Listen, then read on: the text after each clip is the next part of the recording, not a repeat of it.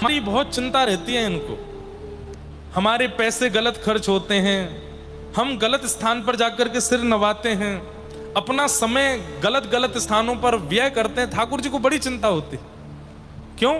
इनको पता है ना कि मेरा अंत कब होना है, आपका अंत कब होना है। तो हमारा टाइम ठाकुर जी देखते रहते हैं। अरे इसके बेचारे के इतने दिन रह गए हैं और ये देखो कहां भटक रहा है, किसके पास जा रहा है। अरे मेरी शरण में आ जा, मेरे पास आ जा, मेरे पास आएगा तो मैं सब मंगल कर दूंगा, सब आनंदित कर दूंगा। अच्छा, कई लोगों के, पढ़े लिखे लोगों के प्रश्न होते हैं, भगवान को इतनी ज्यादा इनसिक्योरिटी क्यों है कि हम उनके पास जाएं, कहीं और ना जाएं।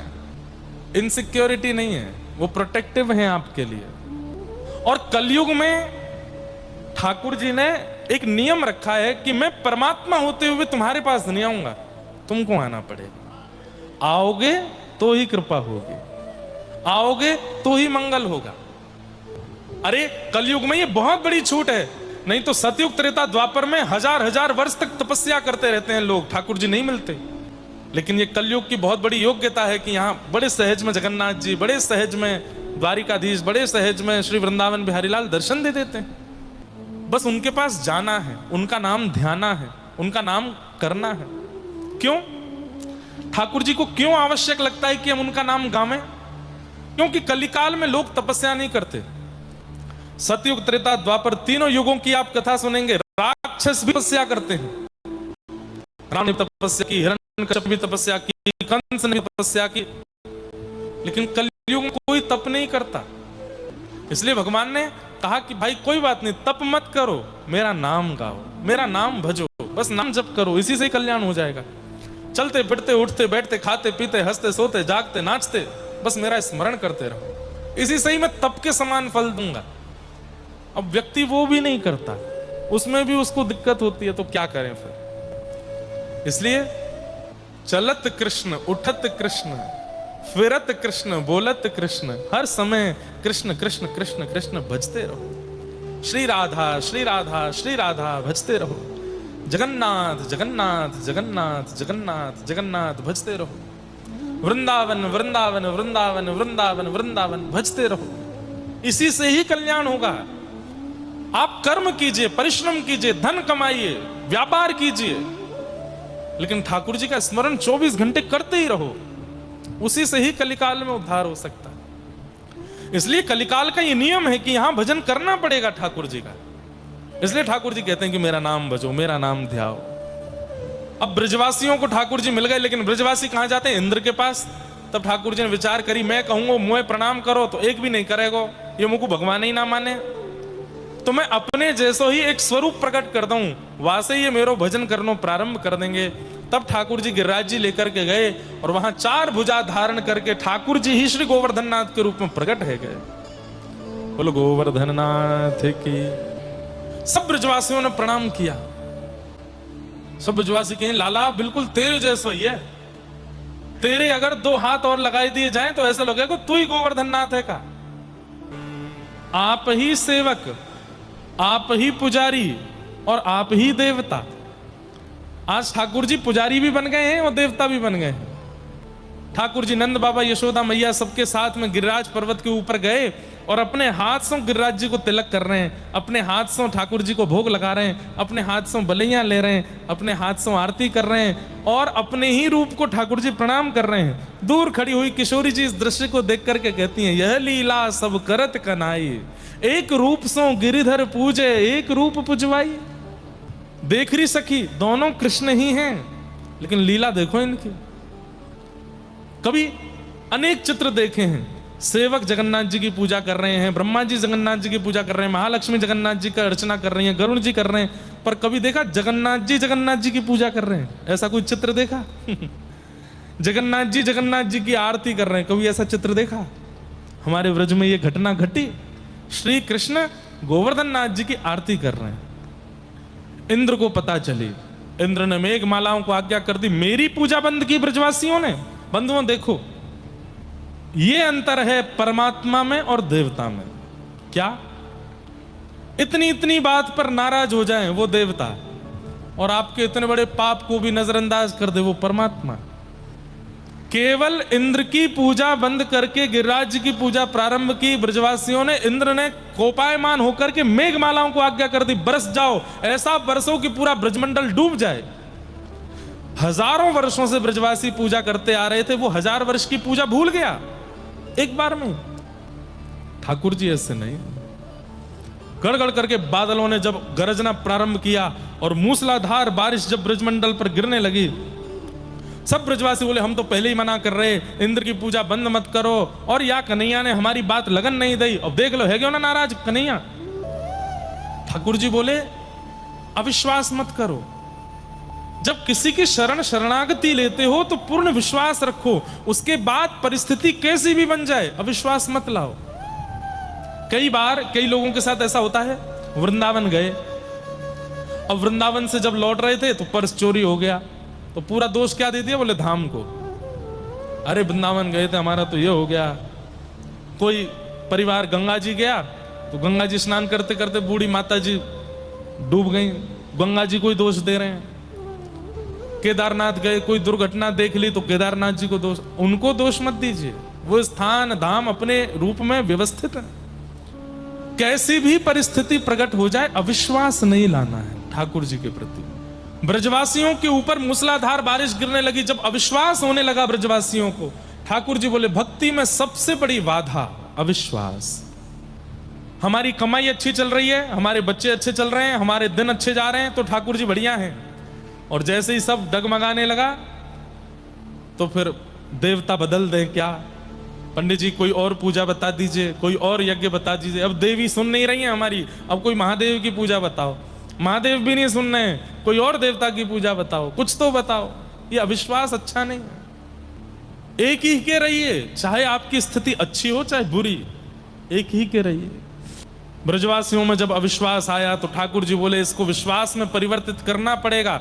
सब ब्रजवासियों से ठाकुर जी ने कहा हाथ जोड़ करके गिरिराज बाबा से प्रार्थना करो। सब ब्रजवासी प्रार्थना करने लगे, हे गिरिराज बाबा इंद्र के कोप से हमारी रक्षा करो। तब सब ब्रजवासियों को दिखाया ठाकुर जी ने, देखो अब मैं कहा करूं। बोले कहा करेगो लाला।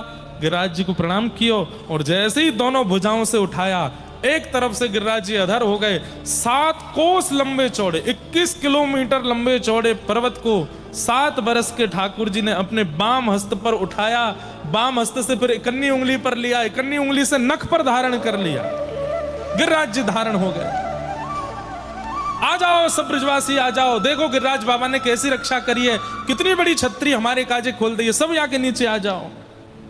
ब्रजवासियों का विश्वास प्रगाढ़ करने के लिए ठाकुर जी ने गिरिराज जी उठाए और जैसे ही गिरिराज जी धारण किए सब ब्रजवासी नीचे आ गए, लाखों गैया नीचे आ गई, गोपियां, क्योंकि 84 कोस के सब ब्रजवासी थे, हजारों लाखों की तादाद में, सब नीचे आके खड़े हो गए।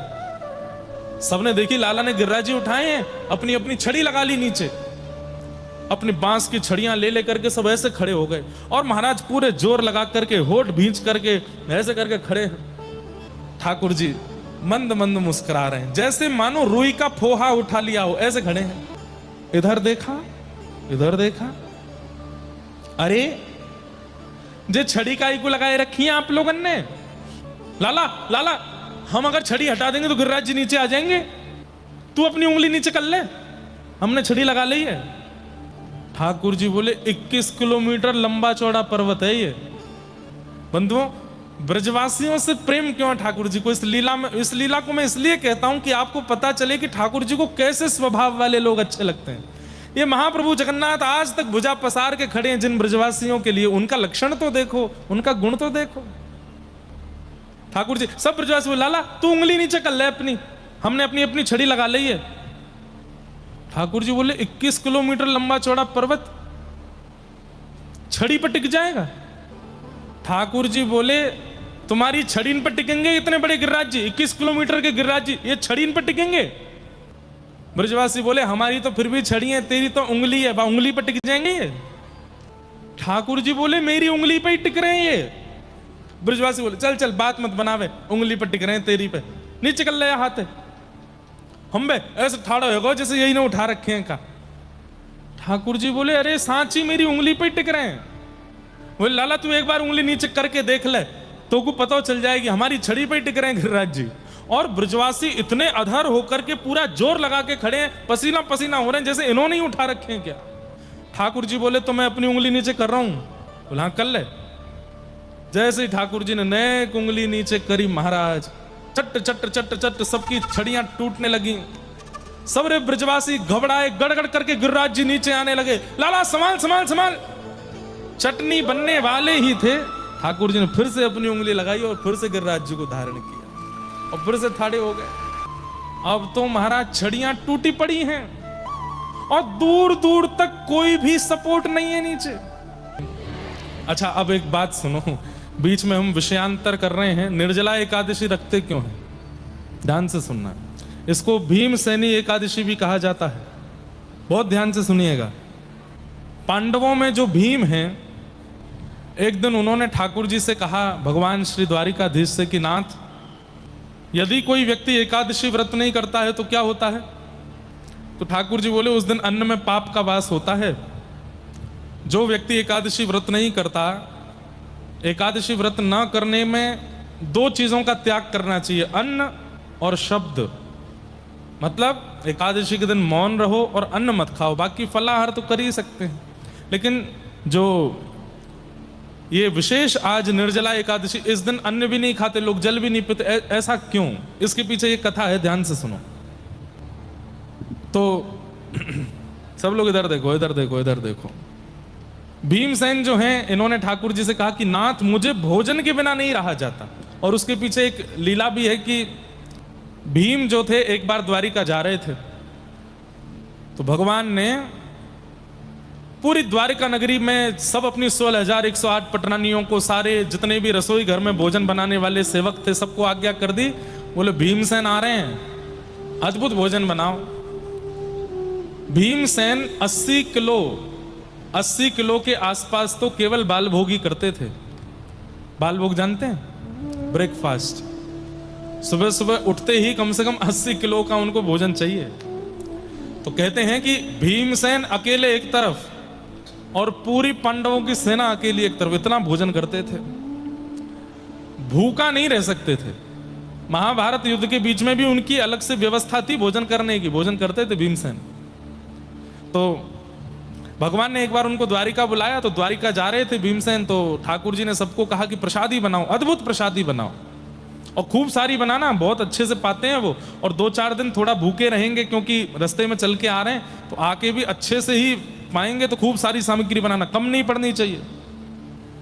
पूरी द्वारिका आधी से ज्यादा लगी है भोजनशाला में, भीमसेन आ रहे हैं उनके लिए भोजन बनाना है। लेकिन जैसे ही भीमसेन द्वारिका पहुंचे तो ठाकुर जी ने, हमारे जगन्नाथ जी कब कहां क्या कर दें कुछ पता नहीं चलता है इनका। जैसे ही भीमसेन द्वारिका पहुंचे, इन्होंने अपने द्वारपालों को और अपने सेवकों को आज्ञा कर दी, उनको ना बाहर ही बैठाओ और कहना कि ठाकुर जी अभी एक सभा में बैठे हैं, थोड़ी देर प्रतीक्षा करो। सब लोग कथा सुन लो ध्यान से। अपने सेवकों को, द्वारपालों को कहा कि भीमसेन को बाहर ही बैठा देना और उनसे कह देना कि अभी ठाकुर जी थोड़े व्यस्त हैं, थोड़ी देर में मिलेंगे आपसे।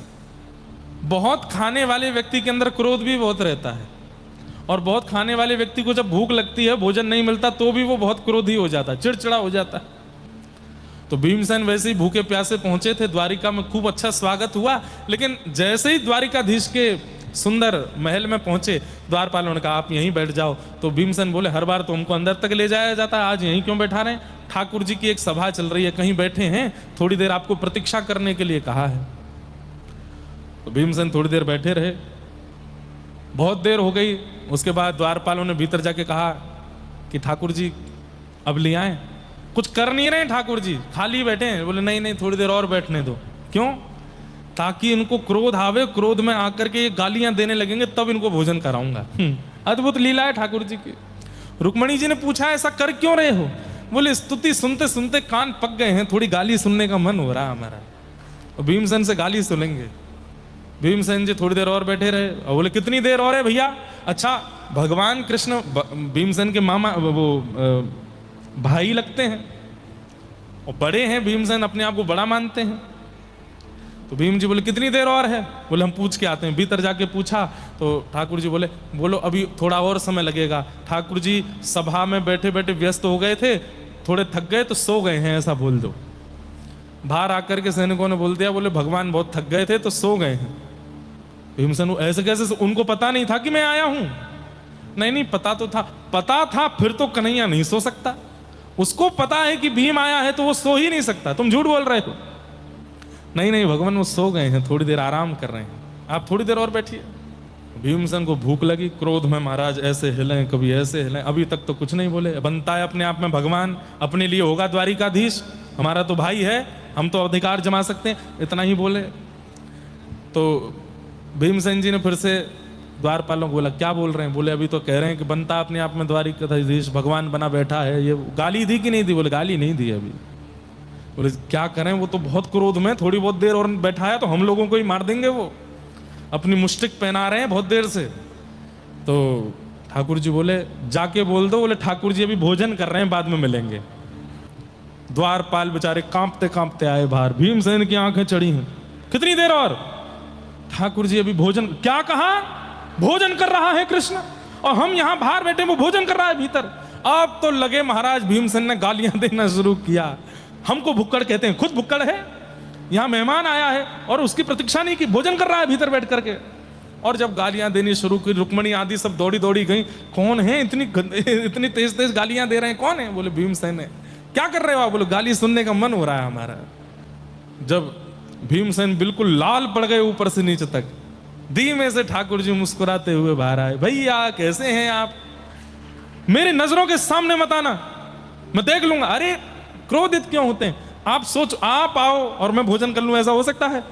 अरे हमने सुबह से कुछ नहीं पाया, जल भी नहीं पिया, आपके संग बैठेंगे पाएंगे? नहीं तुम झूठ बोलते हो। अरे किसी से पूछ लो। तो फिर ये सब क्यों बोले मेरे को? बोले हम जबरदस्ती आपको गर्म कर रहे थे, थोड़ा हमको गाली वाली दो, थोड़ा अपना जो है उग्र रूप दिखाओ, उससे काम चले। आओ आओ बैठो। और द्वारिकाधीश भीतर लेके गए, प्रेम से पवाया भोजन। भीमसेन बड़े राजी हो, लाला बड़ो चतुर है तू, है ऐसा उदम मचावे, गाली सुनवे को कौन को मन करे? बोले मेरो। तब भीमसेन कहते हैं, बोले लाला एक बात बता, एकादशी व्रत ना करवे वारे को पाप लगे? ठाकुर जी बोले हाँ पाप लगता है, नरक जाना पड़ता है उसको जो एकादशी के दिन अन्न खाता है। तो भीमसेन बोले लाला मोते भूखो ना रहे हो जाए, मैं कहा करूं? एक दिन भी यदि भोजन नहीं मिलता है तो मेरे बस ये समझ ले, मेरे सामने जो आ जाएगा मैं वाकू मरोड़ दूंगा। भोजन के बिना चिड़चिड़ाहट होती है। अब एकादशी के दिन भी मैं तो भोजन कर ही लूं लाला, अब कहा करूं बता, कोई ऐसा उपाय बता कि ये एकादशी को नियम जो तोड़ दें कहें उनको भी भलो हो जाए। तब ठाकुर जी ने कहा, साल में एक बार ज्येष्ठ की जो एकादशी आती है, जिसे हम निर्जला एकादशी कहते हैं, इस दिन यदि व्यक्ति अन्न ना खाए और जल भी ना पिए तो पूरे साल भर की जितनी एकादशी हैं, यद्यपि अधिक मास की भी जो 2 अधिक एकादशी हैं, समस्त एकादशियों का फल उसको एक दिन व्रत करने से प्राप्त हो जाता है। इसलिए भीमसेनी एकादशी है। आज के दिन भीमसेन जी ने जल त्याग करके और एकादशी की, तो उनको साल भर की एकादशी त्यागने का फल प्राप्त हो गया। इसलिए आज के दिन जल नहीं पीते। पूर्व की एकादशियों में हमसे कोई अपराध बन गया हो, गलती से हमने अन्न खा लिया हो, बीमार थे इसलिए पा लिया हो, सफर में थे इसलिए खा लिया हो, या फिर आज तक हमको पता ही नहीं था, हम अन्न खाते ही आ रहे थे लेकिन अब जाके पता चला, तो क्या करें? निर्जला एकादशी को जल त्याग करके भोजन न करते हुए अगर दिन यापन किया जाए तो संपूर्ण एकादशी का फल मिलता है। पर